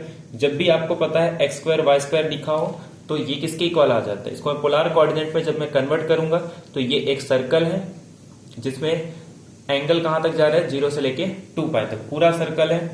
तो सीधे सीधे मैं इसको डी आर डी थीटा में कन्वर्ट कर दूंगा। जब हम लोग ट्रांसफॉर्म करते हैं इसको, तो इसकी जो क्या बोलते हैं इसको, जेकोबियन वो फिक्स आता है, और जेकोबियन क्या होता है? आर। और इसको कन्वर्ट करेंगे तो ये किसके इक्वल है? आर स्क्वायर के इक्वल। रेडियस मेरे पास 0 से 2 है, एंगल 0 से लेकर 2 पाई तक। टीटा यहाँ पे कुछ है नहीं, तो इसका मतलब टीटा की वैल्यू कितनी आ जाएगी? 2 पाई माइनस 0, क्योंकि कुछ नहीं है तो टीटा का सीधा। और इसको अगर मैं सॉल्व करूंगा तो आर क्यूब है, मतलब आर इज टू 4/4, 4 से 4 कैंसल, 0 का तो कुछ फर्क नहीं पड़ेगा, 2⁴ 16, 16 टू 32 पाई। और L की वैल्यू आ गई 32 पाई, ठीक है। और पूछा क्या है? L बाय पाई, तो पाई से पाई कैंसिल, आंसर आ जाएगा 32। पूरा अच्छे से सिस्टमैटिक वे में सॉल्व करने की कोई जरूरत नहीं है, जितना फास्ट आप कर सकते उतना आपके लिए बेटर होगा, ठीक है। तो एग्जाम में आप स्पीड इंक्रीज कर सकते हो ऐसे क्वेश्चन में जिसमें आपको ये पता चल गया कि हाँ ये क्वेश्चन को इसी तरीके से करना है, तो एकदम अच्छे एक्यूरेसी के साथ और बिना कोई मिस्टेक किए जितना फास्ट आप कर सकते हो उतना आपके लिए अच्छा होगा, ठीक है। गेट में आपको ज्यादा क्वेश्चन अटेम्प्ट नहीं करने होते, बहुत टाइम होता है, आप कुछ सिलेक्टेड क्वेश्चन को इससे रहते हैं जो आप कर सकते हो और उनको ही करना चाहिए। ऐसा तो है नहीं आपको पूरे 100 अटेम्प्ट कर दें। अगर आप 50 भी अटेम्प्ट कर लेते हो, ठीक है, और अगर आपकी एक्यूरेसी मान लो 90% भी है, मान के चलो आपका 100 रैंक के अंदर फिक्स है, ठीक है। क्योंकि अगर और 50 प्लस अगर आप अटेम्प्ट कर लेते हो, एक्यूरेसी अगर आपकी अच्छी है, तो मान के चलो 50-60 रैंक के आसपास आपका आराम से आ जाता है, क्योंकि गेट में कट ऑफ नहीं जाता। अगर आप 75 प्लस या 80 प्लस लेके आ जाओ तो आपका फर्स्ट रैंक भी आ जाएगा, तो इसीलिए क्वेश्चन कम भले अटेम्प्ट करो, भले टाइम दो, बट जिस क्वेश्चन को हाथ लगाओ उसको कंप्लीट करके निकलो, क्योंकि गेट के हर क्वेश्चन में कैलकुलेशन होता है। तो सबसे पहले चूज कर लो। नेट के जैसा नहीं कि आपको 50% इजी मिल जाएंगे, इसमें अगर आप इजी ढूंढोगे तो मैक्सिमम आपको 10% बहुत सिंपल मिलेंगे, मैक्सिमम 10%। बाकी क्वेश्चन इजी तो होंगे बट आपको उसमें कैलकुलेशन करना पड़ेगा। जब तक आप कैलकुलेशन नहीं करोगे आप क्वेश्चन को देख के नहीं बता सकते कि क्वेश्चन इजी है या हार्ड है। वो क्वेश्चन करने के बाद आपको पता चलता है कि ये क्वेश्चन का लेवल क्या है। गेट के क्वेश्चन की यही खासियत होती है, क्योंकि ये आईआईटी लेवल का होता है तो इसकी बात ही अलग होती है। ठीक है, चाहे आप आईआईटी जैम की बात करो या गेट की बात करो, किसी भी क्वेश्चन को एक बार हाथ जरूर लगाओ। जब भी आपको लगता है नेट के ऐसा नहीं, क्वेश्चन नहीं समझ छोड़ दो, लेकिन गेट में नहीं, ट्राई करो। बहुत सारे क्वेश्चन ऐसे दिखने में हार्ड होते हैं, जब उसको सॉल्व करोगे तो बहुत ही सिंपल रहता है। तो इसमें आपका आंसर क्या आ जाएगा? 32 का 32। ठीक है, पाए तो कैंसिल हो जाएगा। ये क्वेश्चन देखो दिखने में बहुत हार्ड है, टेम्परेचर कहां से आ गया, कहां से फिजिक्स आ गया, बट बहुत ही सिंपल क्वेश्चन है। पहले रीड करो अच्छे से। दी टेम्परेचर, कुछ टेम्परेचर है क्या टेम्परेचर? एक रियल वैल्यूड फंक्शन है, सीधी सी बात, पढ़ो मत, पूरा खत्म हो गया। रियल वैल्यूड फंक्शन है, एक फंक्शन डिफाइन कर रहा है 3 वेरिएबल का, ओरिजिन को रिमूव कर दिया गया। किसी भी पॉइंट पे ये टेम्परेचर इनवर्सली प्रोपोर्शनल है to the square of the distance of P from the origin. सीधे सीधे ये कह रहा है कि T एक वेक्टर रियल वैल्यूड फंक्शन है 3 वेरिएबल का, जो कि इनवर्सली प्रोपोर्शनल है किसी भी पॉइंट पे। किसको इनवर्सली प्रोपोर्शनल है? पॉइंट और ओरिजिन के बीच का जो डिस्टेंस होता है उसके स्क्वायर के साथ इनवर्सली प्रोपोर्शनल है, ये कह रहा है। ठीक है, अब ये कह रहा है कि मान लो टेम्परेचर की इस पॉइंट पे उसकी वैल्यू √3, किसी पर्टिकुलर पॉइंट पे उस टेम्परेचर की वैल्यू ये है। ये पूरा स्टेटमेंट कह रहा है if the value of the temperature T at the point R001 is √3, then अब पूछ क्या रहा है वो देखो कि rate of change of T का रेट ऑफ चेंज, मतलब इसका डेरिवेटिव पूछ रहा है एट द पॉइंट Q1.2, मतलब इन द डायरेक्शन में पूछ रहा है, मतलब डायरेक्शनल डेरिवेटिव पूछ रहा है। तो इस पॉइंट पे इस डायरेक्शन में आपको पूछ रहा है इसका डायरेक्शनल डेरिवेटिव क्या होगा, ये पूछ रहा है। कहने का मतलब फंक्शन आपको नहीं दिया है, आपको डायरेक्शनल डेरिवेटिव पूछ रहा है, आपको न यूनिट वेक्टर गिवन है, आपको सिर्फ पॉइंट दिया है और कुछ ऐसे इंफॉर्मेशन दिया है जिन इंफॉर्मेशन का यूज करके आप फंक्शन भी फाइंड आउट कर सकते हो और उनका यूनिट वेक्टर भी कैलकुलेट कर सकते हो। क्लियर है?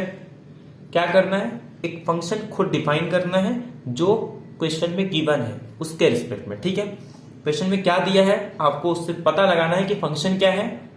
उसके बाद नेक्स्ट आपको वो किस डायरेक्शन की बात कर रहा है उसके हेल्प से आपको यूनिट वेक्टर निकालना है। और आपको पता ही है डायरेक्शनल डेरिवेटिव कैसे निकालते हैं। किसी भी पॉइंट पे आपको अगर डायरेक्शनल डेरिवेटिव निकालना है, आप फंक्शन का ग्रेड निकाल लो और फिर डाइवर्जेंट ले लो। किसके साथ डाइवर्जेंट लेना होता है? जिस डायरेक्शन में आपको पूछा जा रहा है उस डायरेक्शन के यूनिट वेक्टर के साथ आप ग्रेड एफ का डाइवर्जेंट ले लो। क्लियर है आपको? ठीक है, तो ये आपको पता। और आपको डाइवर्जेंट का भी डेफिनेशन मैंने आपको स्टार्टिंग में बता दिया, ग्रेड क्या होता है वो भी बता दिया, और यहां पे मैंने आपको सारी चीजें। ध्यान सुनो क्या आ रहा है। ये मेरे पास R³ है, कोई दिक्कत नहीं, थोड़ा अच्छा बना देते इसको। देखो बहुत ही सिंपल क्वेश्चन है, बस थोड़ा अच्छे से रीड करो। क्वेश्चन में ये कह रहा था कि T एक वेक्टर वैल्यूड फंक्शन है जो कि इनवर्सली प्रोपोर्शनल है। किसके साथ इनवर्सली प्रोपोर्शनल है? कि एक पॉइंट मान लो अगर x y z है तो ओरिजिन से जो इसका डिस्टेंस होगा, ओरिजिन से इसका डिस्टेंस कितना होगा? x² plus y² plus z²। इसके स्क्वायर के साथ इनवर्सली प्रोपोर्शनल है, इसके स्क्वायर के साथ इनवर्सली प्रोपोर्शनल है, कोई दिक्कत नहीं। भले वर्ड में दिया है लेकिन सिंपल कह ये रहा है। आई होप आपको यहां तक कोई दिक्कत नहीं है। अब इनवर्सली प्रोपोर्शनल है, इसका मतलब यहां पे कोई कांस्टेंट आ जाएगा। तो पहले स्टार्टिंग में कुछ ये कहा उसने कि टेम्परेचर किसी भी पॉइंट पे उस पॉइंट और ओरिजिन के बीच का जो डिस्टेंस है उसके स्क्वायर के साथ इनवर्सली प्रोपोर्शनल है। तो यहां पे मैंने उसका जो कांस्टेंट प्रोपोर्शनैलिटी एक के ले लिया, या फिर कोई भी कांस्टेंट ले लो, कोई दिक्कत नहीं यहां तक। अब कह रहा है कि किसी एक पॉइंट पे, ठीक है, वो पॉइंट क्या था 001, आर आपको एक पॉइंट दे दिया गया। अच्छा 001 कहां पे होगा, एक्स भी 0 वाई भी 0, ये जेड आपको मान लो ये एक पॉइंट दे दिया आर, क्योंकि इसका आगे यूज भी है, ठीक है। ये पॉइंट मैंने बता दिया कि ये एक पॉइंट है 001, कोई दिक्कत नहीं। इस पॉइंट पे इसकी वैल्यू है √3। कहने का मतलब कि जब मैं यहां पुट करूंगा क्या, ये तो मुझे वैल्यू मिल जाएगी √3, x0 y0 z की वैल्यू 1, तो k कितना आ गया √3। कहने का मतलब मैंने आपको स्टार्टिंग में कहा था हमें क्या चाहिए, एक तो फंक्शन चाहिए, दूसरा हमें डायरेक्शनल डेरिवेटिव पूछ रहा है, तो जिस डायरेक्शन में पूछ रहा है उस डायरेक्शन का यूनिट वेक्टर चाहिए, ठीक है, कोई दिक्कत नहीं। मतलब फंक्शन तो मिल गया। अब मैं इसको पूरा रफ कर देता हूं, इसका कोई रोल नहीं। t मेरे पास मिल गया √3 बार, एक बार समझ में आ गया तो जितना फास्ट स्क्वायर बोला डिज, तो ये आ जाएगा x² + y² + z²। अच्छा ध्यान दो, अब इसको ना बार बार लिखने से अच्छा ये है आप इसको एक सिंबल समझ लो, इसको सीधे सीधे यही लिख लो ना, where r is a distance, क्या दिक्कत है। याद रखना एग्जाम में अपने सुटेबल के अकॉर्डिंग जितना कैलकुलेशन को इजी बना सको उसके हिसाब से ये सिंपल लिख दो। और याद रखना r मतलब x² + y² + z², the distance between point and the origin, ठीक है। अब सुन, फिर कह रहा है हमको निकालना क्या है, हमको निकालना है the rate of change of t at the point 112। 112 मतलब x1 y1 और 2 इतने हाइट पे आएगा। तो मान लो ये आ गया मेरे पास,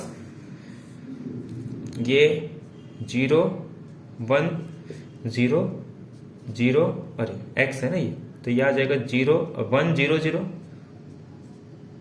और ये 0 1 0, ठीक है। और ये जो पॉइंट है ये मेरे पास आ गया, क्या दिया है q इज इक्वल टू 1 1 2, ये मेरे पास r कह रहा है। वो ये कह रहा है किस डायरेक्शन में निकालना है, तो इस डायरेक्शन में, q से लेके r तक। तो ठीक है, इसका पोजीशन वेक्टर निकाल लो। तो जब आप क्यू आर का पोजीशन वेक्टर निकालोगे तो कैसे निकालते हैं पोजीशन वेक्टर, इसमें से ये माइनस कर दो, तो उल्टा माइनस करते ना, यहां से यहां जा रहा है तो टर्मिनल पॉइंट में से माइनस करते हैं, तो 0 - 1 क्या आ जाएगा -1, 0 - 1 क्या आ जाएगा -1, 1 - 2 कितना आ जाएगा -1। तो ये पॉइंट याद रखना, ऐसे नहीं माइनस करना। तो क्या करते हैं हम लोग, इसमें से जो पॉइंट है इसमें से हम लोग माइनस करते हैं इस पॉइंट को, ठीक है। तो ये ध्यान रखना है, तो इसलिए माइनस में आएगा, प्लस में नहीं आएगा। तो 0 - 1 1 0 - 1 और 1 - 2, ठीक है। यहां तक कोई दिक्कत नहीं है। बट आपको ये थोड़ी ना चाहिए, इसका यूनिट वेक्टर चाहिए। तो एक काम करता हूं, इस डायरेक्शन में पूछा है और उसका यूनिट वेक्टर चाहिए, तो यूनिट वेक्टर मतलब उसके लेंथ से माइनस कर दो। लेंथ क्या होता है, फर्स्ट वेक्टर का स्क्वायर और सेकेंड कॉम्पोनेंट का स्क्वायर और थर्ड कॉम्पोनेंट स्क्वायर, ठीक है। तो अब हो गया खत्म, आपको मिल गया फंक्शन, आपको मिल गया यूनिट वेक्टर। आप इसका ग्रेड एफ निकालो और इस यूनिट वेक्टर के साथ उसका डाइवर्जेंट ले लो, आपको आंसर मिल गया। पूरा डायग्राम से आपको क्लियर भी हो गया कि इस क्वेश्चन में आखिरकार पूछ क्या रहा था, ठीक है, कि यहां से लेके यहां तक इस डायरेक्शन में टी फंक्शन का डायरेक्शनल डेरिवेटिव निकालना इस पॉइंट पे, ठीक है। अब देखो जितना जल्दी आप इसको कर सकते हो, अब ये पता चल गया तो कैलकुलेशन में आपको बिल्कुल टाइम नहीं लगाना। ग्रेड एफ की बात कर रहे हैं, डाइवर्जेंट लेना है किसके साथ, √3 को तो बाहर ही रखो क्योंकि बाहर निकाल सकते हैं इसको हम लोग, -1 -1 -1, तो -1 को भी क्यों दिक्कत में रख रहे, इसको ही बाहर ले लो, 1 1 1। ग्रेड एफ निकालना है। ग्रेड एफ क्या होता है, डेल ऑपरेटर ही तो होता ही है, del/del x, del/del y और del/del z। किसका लेना है, एफ का। एफ क्या है हमारे पास, सॉरी एफ नहीं, टी। टी क्या है हमारे पास, ये है क्या है √3। अच्छा √3 से तो कुछ लेना देना नहीं, तो यहां से √3 भी इसको बाहर ही ले लो, कोई दिक्कत नहीं है। √3 को ही बाहर ले लो, तो लेना किसका, सिर्फ 1/r² का डेरिवेटिव लेना है। आर स्क्वायर क्या है मेरे पास, ये X square plus Y square plus Z square. तो ये पूरा लिखने की जरूरत है क्या, नहीं। 1/r स्क्वायर का डेरिवेटिव निकाल लो। आर का भी क्यों निकालोगे, सिर्फ 1/r का ही निकालो ना। ठीक है, मैं एक काम करूं, मैं ये कहना, तो हम लोग ने पूरा आर स्क्वायर लिया ना, तो आर स्क्वायर की उसको पूरा आर ही ले लो। इसका डेरिवेटिव क्या होगा, -1/r स्क्वायर आएगा। ठीक है, बट वहां पे X square plus Y square plus Z square भी है। इस पूरे को मैंने आर ले लिया, तो अगर मैं पूरे को आर ले तो इसका डेरिवेटिव क्या होता है, 1/x का डेरिवेटिव क्या होता है, -1/x स्क्वायर। बट इसका फिर से होगा, जब x के रिस्पेक्ट में करेंगे तो इसका 2x आएगा। तो मैं सिंपल क्या लिख सकता हूं, ध्यान से, अगर मैं उसी को r ले लूं पूरे टर्म को, अगर r, या फिर एक काम करो r के प्लेस पे कोई नया वेरिएबल p ले लेते हैं, कोई दिक्कत नहीं यहां पर। तो नीचे मेरा p वही आएगा और उसका स्क्वायर हो गया, और ऊपर क्या आ गया 2x। ऐसे सेकेंड टाइम करूंगा तो 2y आ जाएगा। ठीक है, और नीचे क्या आ जाएगा p स्क्वायर। फिर जब मैं थर्ड टाइम ले लूंगा तो 2z आ जाएगा, और नीचे क्या आ जाएगा p स्क्वायर। कोई दिक्कत है यहां तक, नहीं। तो कहने का मतलब ये है कि √3 को तो मैंने पहले ही बाहर ले लिया, नीचे से मेरा p स्क्वायर भी बाहर आ गया। ठीक है, p स्क्वायर बाहर आ गया, मतलब अब की X square plus Y square plus Z square का जो स्क्वायर भी बाहर आ गया।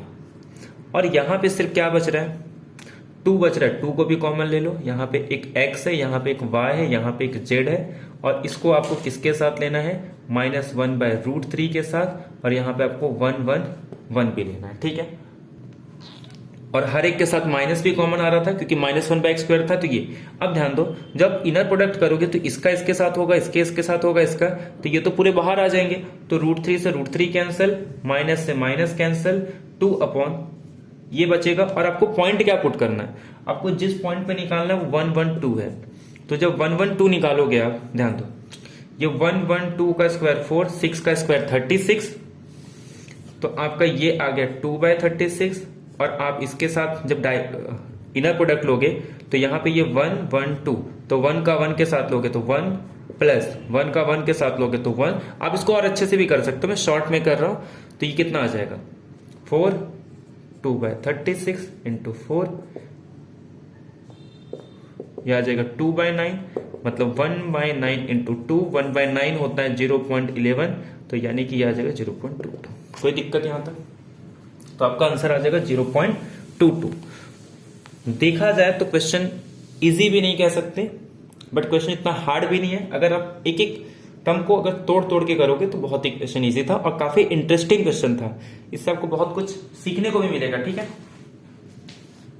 आई होप आपको इस क्वेश्चन में कोई दिक्कत नहीं आई। ठीक है, अब हम करते हैं next question.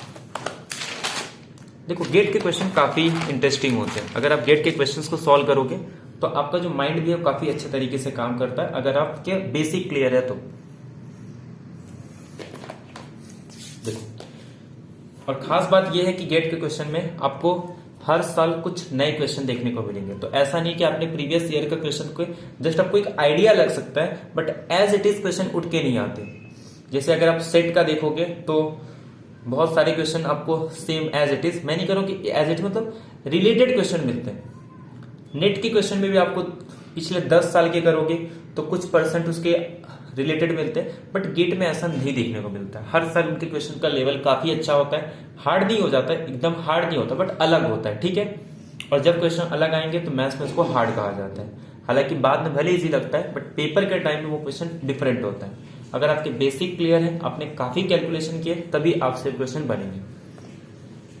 Question number 34, consider the sequence. आपको एक सीक्वेंस दी, और अब ये किसका क्वेश्चन है, सीक्वेंस ऑफ फंक्शन का क्वेश्चन है कि consider the sequence of function, इस सीक्वेंस ऑफ फंक्शन दिया है, ये उसका डेरिवेटिव है। कुछ नहीं, क्वेश्चन इजी क्वेश्चन है, एक सीक्वेंस दिया है और उसके डेरिवेटिव के बारे में पूछ रहे हैं कि वो कन्वर्जेंस नहीं है। अब देखो, ये स्ट्रेट फॉरवर्ड है, इसमें आपको कुछ अलग नहीं करना है, सीधे सीधे क्वेश्चन पूछा है, उसके बारे में पूछ रहा है कि वो यूनिफॉर्म कन्वर्जेंट है या नहीं, और उसके बाद उसके डेरिवेटिव के बारे में पूछ रहा है कि जिसका डेरिवेटिव है वो यूनिफॉर्मली कन्वर्जेंस है on any close interval which does not contain 1।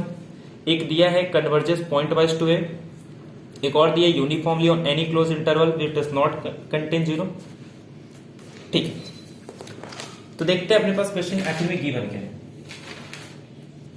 I think इसमें से एक क्वेश्चन ना लिखना भूल गया मैं, ठीक है, वो भी करा देता हूँ। एक मल्टी वेरिएबल का क्वेश्चन था जिसमें आपको एक फंक्शन देके उसके कॉन्टिन्यूटी डेरिवेटिव के बारे में पूछ रहा था, ठीक है, तो वो भी क्वेश्चन करा देंगे।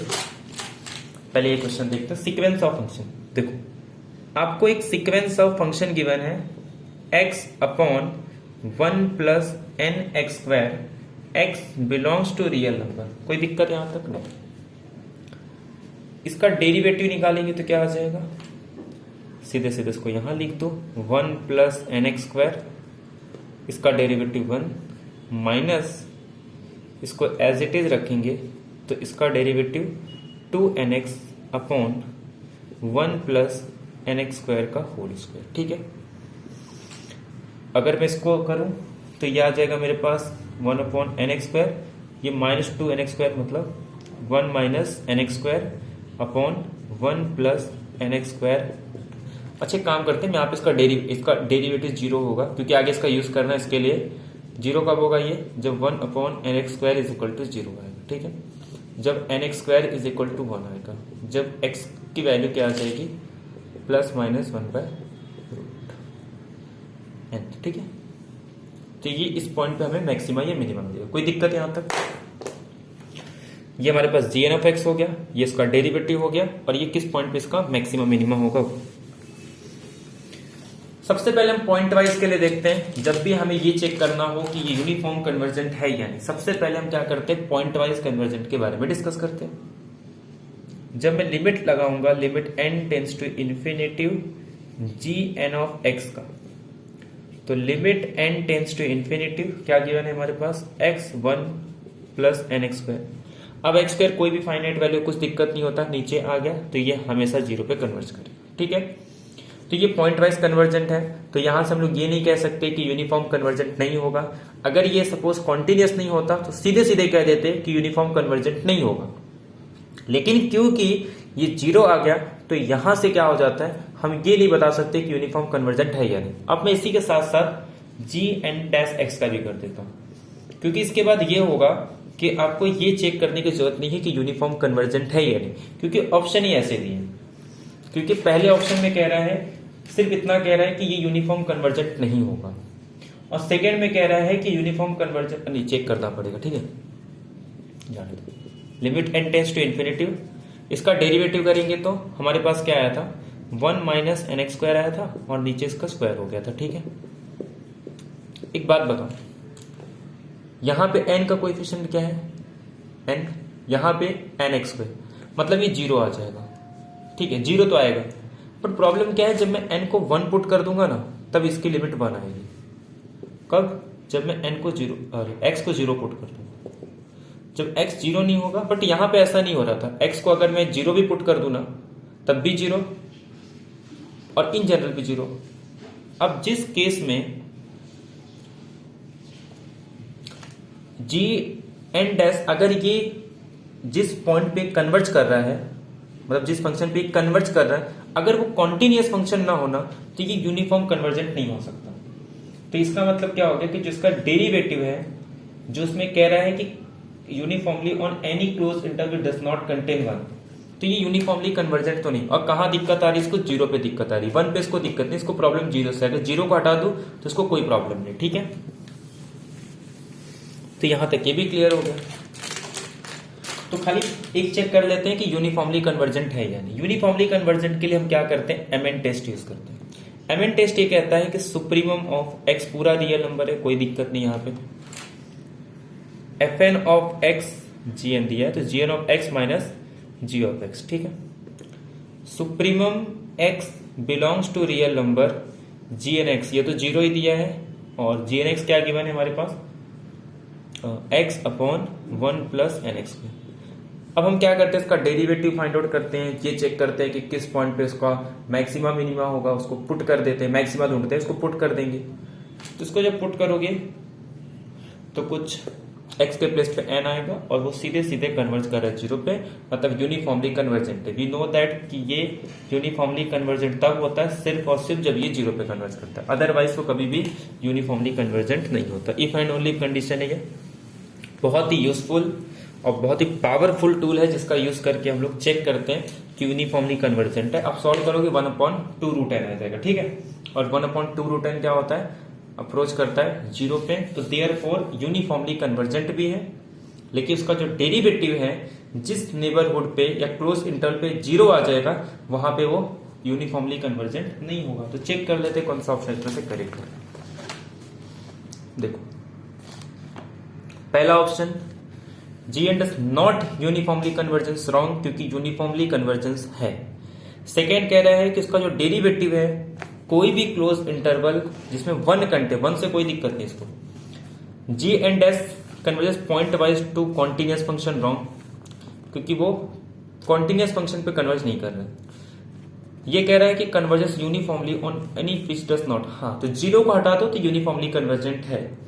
1 पे तो वैसे भी दिक्कत नहीं थी, दिक्कत उसको 0 पे थी, तो 0 को हटा देंगे तो यूनिफॉर्मली कन्वर्जेंट आ जाएगा। ठीक है, आई होप आपको इसमें कोई डाउट नहीं। ये क्वेश्चन है। अच्छा एक क्वेश्चन और था वो भी कर देते हैं पहले, उसके बाद फिर इस क्वेश्चन को करते हैं। अच्छा इसमें क्या कह रहे हैं ये भी देख लेते हैं। R एक रीजन है, ठीक है, in the XY plane bounded by the curve y is equal to x square, y is equal to 4x square, xy is equal to 1, xy is equal to 5। मतलब दो पैराबोला के बीच में और ये दोनों हाइपरबोला के बीच में एक रीजन लाई कर रहा है, ठीक है, XY प्लेन के अंदर। तो इस इंटीग्रेशन का वैल्यू पूछ रहे हैं, तो सुटेबल ट्रांसफॉर्मेशन का यूज करके हम इसको सॉल्व करेंगे। इसमें जैकोबियन फाइंड आउट करना होता है, जैसे ग्रीन्स इक्वेशन हमने किया था ग्रीन्स थ्योरम में, जहां पे पोलर कोऑर्डिनेट, तो पोलर कोऑर्डिनेट में सिंपल रहता है, आप आर फैक्टर हमेशा उसका जैकोबियन आर ही आता है। ऐसे सिलेंड्रिकल कोऑर्डिनेट के अंदर भी हम लोग करते हैं, बट यहाँ पे जब आप कोई और इन जनरल जब कोई ट्रांसफॉर्मेशन करते हैं तो वहां पे आपको जैकोबियन निकालना पड़ता है, क्योंकि पोलर कोऑर्डिनेट और सिलेंड्रिकल कोऑर्डिनेट में वो आपको नहीं, वो स्टैंडर्ड रहता है, ठीक है। तो यहाँ पे आपको जैकोबियन निकाल के डायरेक्टली आप इसको नहीं कर सकते, तो हम लोग इसमें बाय ट्रांसफॉर्मेशन का यूज करके इसको कन्वर्ट करेंगे, फिर इसको सॉल्व करेंगे। देखो तो कैसे करते हैं इसको।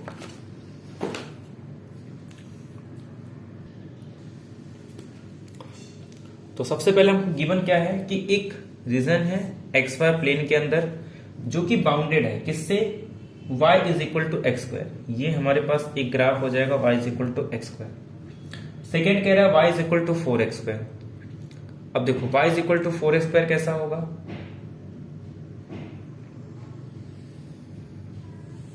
कुछ इस तरीके से आएगा, ठीक है। फिर उसके बाद कह रहा है कि एक है आपको x y is equal to 1, मतलब y is equal to 1 by x. तो जब 1 आएगा तो ये कुछ इस तरीके से यहां पे इसको कट करेगा, ठीक है, ये 1 पे। और फिर कह रहा है दूसरा y is equal to 5 by x, मतलब x को 1 पुट करेंगे तो ये कहीं 5 पे कट करेगा, मतलब ये वाला रीजन समझ में आया आपको।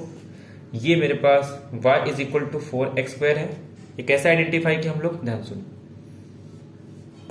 जब मैं 1 पुट करूंगा तो ये 1 आ जाएगा,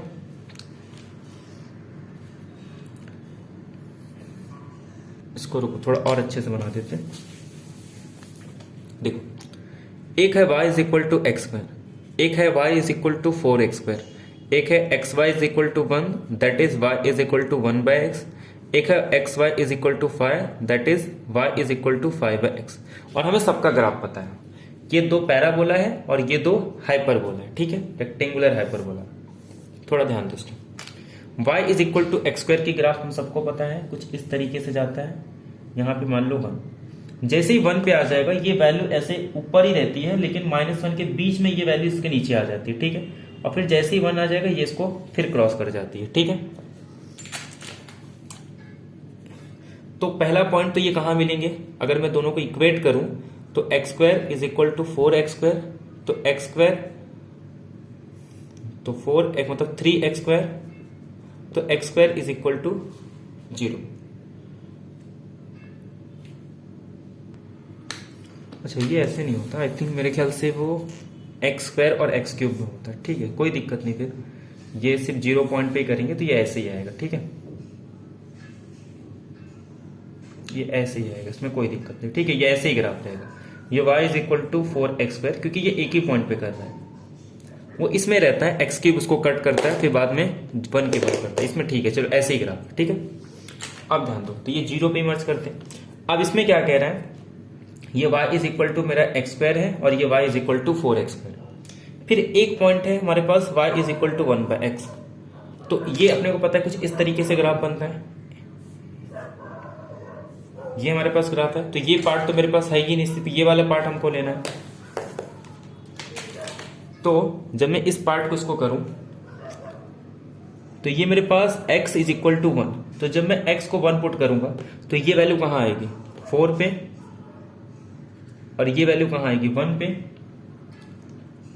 मतलब ये इसको कट करेगा 4 पे, जबकि इसको कट करेगा 1 पे। ठीक है, ये कुछ इस तरीके से कट करते हुए जाएंगे। तो ये वाला जो रीजन बनेगा अपने पास ये आ जाएगा। तो आई होप आपको यहां पे कोई दिक्कत नहीं होगी, ये मेरे पास ये वाला रीजन आ गया। ठीक है, अब नेक्स्ट क्या करना है अपने को, इसका इंटीग्रेशन निकालना है। इस रीजन पे किसका इंटीग्रेशन निकालना है, y square by x d by d x. ठीक है, अब हम लोग क्या करेंगे, सुटेबल इसमें ट्रांसफॉर्मेशन करेंगे और उसका यूज करके इसको सॉल्व करने वाले। ठीक है, तो अब मैं इसको रब कर देता हूं।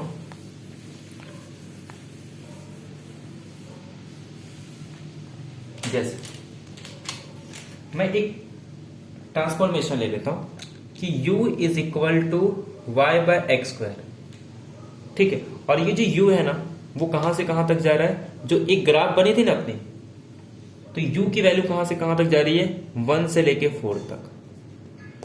ठीक है, और v जो है वो कहां से कहां तक जा रहा है 1 से लेके 5 तक।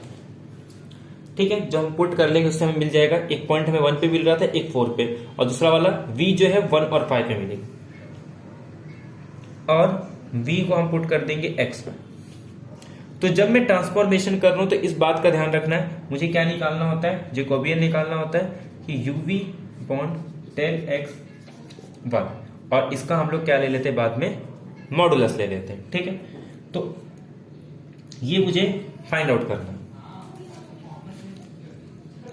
तो u क्या है मेरे पास y अपॉन एक्स स्क्वायर, और इसका जब हम डिटर्मिनेंट निकालेंगे ध्यान दो, तो y को एक्स स्क्वायर के रिस्पेक्ट में करना है, तो u को एक बार x के रिस्पेक्ट में करेंगे, एक बार y के रिस्पेक्ट में। आपको पता होगा ना यहाँ पे हम क्या लिखते हैं, जितने वेरिएबल हैं और यहाँ पे जितने कंपोनेंट है। ये मैंने आपको मैट्रिक्स में बहुत बार बताया, जब लीनियर ट्रांसफॉर्मेशन में कन्वर्ट करते हैं किस तरीके से करते हैं। तो f1 मेरे पास u है, तो u को जब मैं x के रिस्पेक्ट में करूंगा तो 1 अपॉन एक्स स्क्वायर का होता है -2 बाय एक्स क्यूब, तो -2y बाय एक्स क्यूब आ जाएगा। जब मैं u को y के रिस्पेक्ट में करूंगा तो ये सिंपल 1 बाय एक्स स्क्वायर आ जाएगा। v को जब मैं x के रिस्पेक्ट में करूंगा तो ये सिंपल y आ जाएगा, और जब x के रिस्पेक्ट में करूंगा सिंपल, तो ये सिंपल x आ जाएगा। ठीक है, आई होप आपको यहां तक कोई दिक्कत नहीं। अब जब मैं इसका डिटर्मिनेंट निकालूंगा तो ये मेरे पास आ जाएगा -2y एक्स स्क्वायर, और ये minus y upon x square. अब ये देखो ये दोनों टर्म्स सेम ही है, तो -3y अपॉन एक्स स्क्वायर। तो अब देखो एक्चुअल हमको ये नहीं निकालना होता, जो हमें फाइंड आउट करना होता है वो इसका उल्टा फाइंड आउट करना होता है। बट हम जब ट्रांसफॉर्मेशन करते हैं तो इसके रिस्पेक्ट में करते हैं, और जब आंसर आता है उसको बाद में उसका रेसिप्रोकल ले लेते हैं। तो जब इसका रेसिप्रोकल ले लेंगे तो एक्स स्क्वायर अपॉन 3y, ये मेरे पास ट्रांसफॉर्मेशन आ गया। तो ध्यान रखना है, इसका मॉडुलस लेंगे तो ये माइनस हट जाता है। अब ध्यान दो, तो अब हमको क्या करना है, इंटीग्रेशन करना है। किसका इंटीग्रेशन करना था, y square upon x d by d x is equal to, जब इसको ट्रांसफॉर्मेशन करोगे तो d u d v, u की लिमिट कहां से कहां तक जा रही थी 1 से लेके 4 तक, v की लिमिट कहां से कहां तक जा रही थी 1 से लेके 5 तक।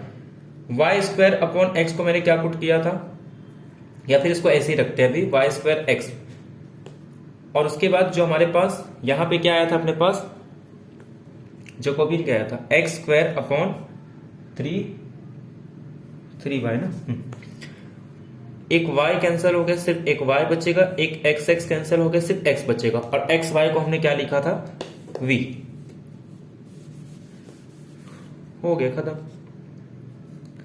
अब क्या करना है ध्यान, u का तो कुछ है ही नहीं, तो 4 - 1 कितना आ जाएगा 3, v का क्या आ जाएगा v स्क्वायर बाई 2, तो 2, और v स्क्वायर मतलब 5 का स्क्वायर 25, 1 का 1, तो ये आ जाएगा 3 × 24 बाई 2,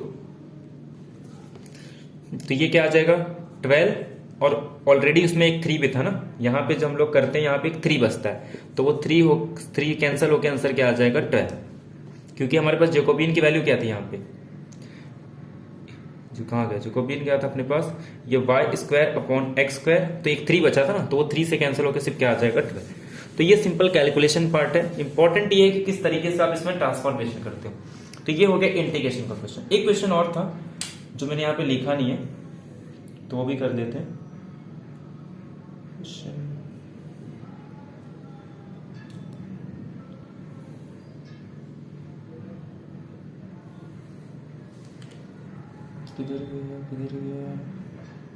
ये देखो, इस टाइप के क्वेश्चन तो आपके एक भी मार्क्स नहीं कट होने चाहिए, क्योंकि स्टैंडर्ड क्वेश्चन होते हैं, बहुत ही सिंपल होते हैं। देखो क्वेश्चन ये है कि एक फंक्शन डिफाइन किया गया है आर स्क्वायर से लेके आर तक, रियल वैल्यूड फंक्शन है, 2 वेरिएबल का, डिफाइन किया जा रहा है इस तरीके से, be defined by f of x y is equal to x square plus Y square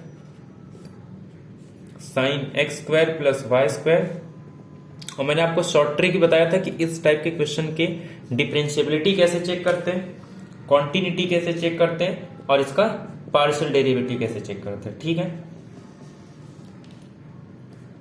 पहले स्टेटमेंट में कह रहा है कि जो पार्शियल डेरिवेटिव है वो एग्जिस्ट हो रहा है, और उसके बाद अनबाउंडेड है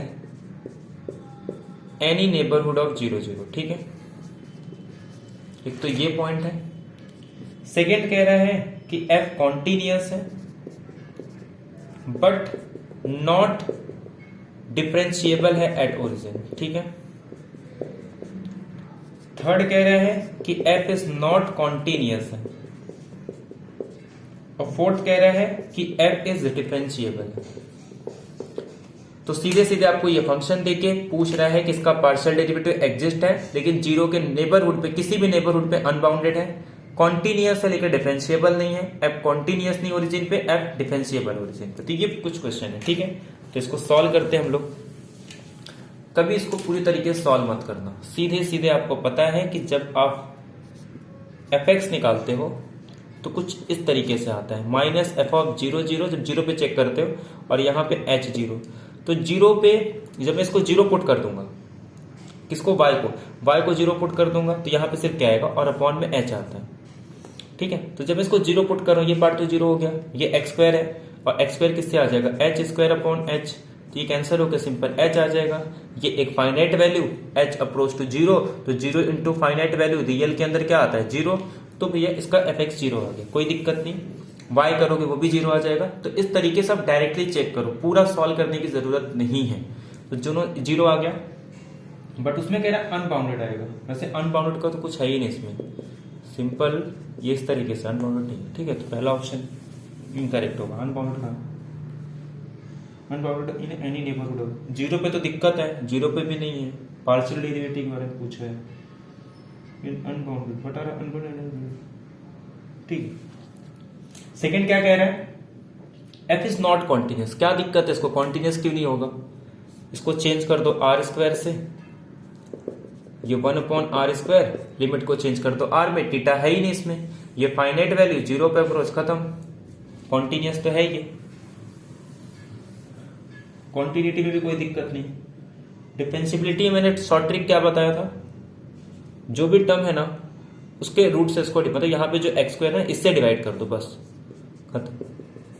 तो ये जब इससे डिवाइड होगा तो ऊपर आ जाएगा, तो ऊपर क्या आ जाएगा अपने पास, root x square plus Y square, और इसको रिप्लेस करते हैं एच स्क्वायर और के स्क्वायर से। ठीक है, तो ये एच स्क्वायर के स्क्वायर, और ये 1 अपॉन एच स्क्वायर प्लस के स्क्वायर, जब आर में कन्वर्ट करूंगा तो ये क्या आ जाएगा, ये आर, और ये sine 1 upon r, finite r, जब एच के टेंडिंग टू 0 तो ये भी टेंडिंग टू 0, खत्म। तो ये भी फाइनाइट आ गया, तो इसका मतलब डिफरेंशिएबल भी है, कोई दिक्कत नहीं, डिफरेंशिएबल भी है, कॉन्टिन्यूअस भी है, इसका पार्शियल डेरिवेटिव एग्जिस्ट भी हो रहा है। तो पहले में कह रहा है कि पार्शियल डेरिवेटिव है लेकिन वो अनबाउंडेड होगा, अनबाउंडेड तो नहीं है, तो पहला ऑप्शन रॉन्ग है। सेकेंड कह रहा है एफ कॉन्टिन्यूअस है लेकिन डिफरेंशिएबल नहीं है 0 पे, तो ये भी रॉन्ग हो गया क्योंकि ये कॉन्टिन्यूअस भी है, डिफरेंशिएबल भी है। थर्ड कह रहा है कि एफ इज नॉट कॉन्टिन्यूअस, तो ये भी रॉन्ग क्योंकि एफ कॉन्टिन्यूअस भी। फोर्थ में कह रहा है एफ इज डिफरेंशिएबल, तो डिफरेंशिएबल है। और ऑप्शन कुछ इस तरीके से है कि 1 and 2 ओनली, तो ये भी रॉन्ग। सेकेंड कह रहा है कि 1 and 4 ओनली, तो ये भी रॉन्ग। थर्ड कह रहा है कि 4th ओनली, तो ये करेक्ट। और फोर्थ कह रहा है कि 3rd ओनली, तो थर्ड ऑप्शन करेक्ट है, बाकी सारे ऑप्शन इसके इनकरेक्ट है। आई होप आपको सारे क्वेश्चन क्लियर हो गए होंगे, सारे कॉन्सेप्ट आपको समझ में आए होंगे। मोस्टली जो क्वेश्चन आते हैं गेट में, आपका multi variable vector calculus multi variable बहुत अच्छा होना चाहिए। जो आप नेट में करते हो, अगर वही एज इट इज गेट में करते हो तो आपके 50% क्वेश्चन भी अटेम्प्ट नहीं होंगे। 50% अगर बहुत अच्छा है तब 50%। आपको यहाँ पे थोड़ा मल्टी वेरिएबल फोकस करना होगा, जो कि हम जो कि हम नेट में नहीं करते, ठीक है। जो IIT जैम की प्रिपरेशन जिन्होंने की है उनको काफी बेनिफिट मिलता है, लेकिन जब आप MSc करते हो तो आपको मल्टी वेरिएबल की कैलकुलेशन इतने अच्छे नहीं होते। हालांकि थ्योरी भले अच्छे हो जाते हैं, बट कैलकुलेशन उतने ढंग के नहीं होते, ठीक है। खास करके इंटीग्रेशन वगैरह, तो इंटीग्रेशन अगर आपने नहीं पढ़ा तो अवॉइड कर दो, उसको करने की जरूरत नहीं है। बाकी आप मल्टी वेरिएबल में जो डिफरेंशियल कैलकुलस है वो आप कर सकते हो। आई होप आपको सारी चीजें बहुत बढ़िया तरीके से क्लियर हो। तो मिलते हैं नेक्स्ट लेक्चर में, जहां पे हम लोग एक ही वीडियो में लीनियर और कॉम्प्लेक्स के क्वेश्चंस को डिस्कस कर लेंगे, ठीक है। चलो, thank you very much, have a nice day.